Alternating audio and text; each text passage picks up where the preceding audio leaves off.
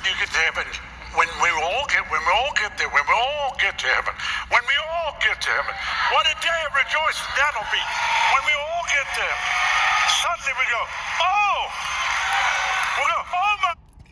First of all, they're not all going to heaven. Jesus never taught, we're all just going to heaven. No, Luke 14:33. Jesus said, you cannot be my disciple unless you give up all that you have. Hebrews chapter 11, verse 36 talks about attaining to a greater resurrection and how the real men of God who really had faith lived in caves and were beaten and were persecuted from city to city.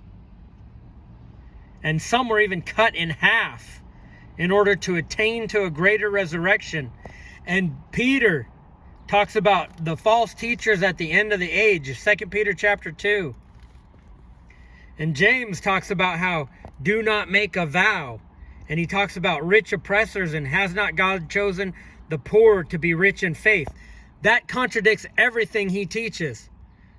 The statement, has not God chosen the poor to be rich in faith, is a direct contradiction of everything this guy teaches. And in Revelation chapter 1 and 2, actually, it talks about, I know your afflictions and your poverty, yet you are rich. That's a direct contradiction to his teaching.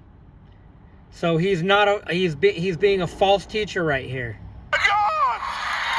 He's bigger than anything we've ever seen.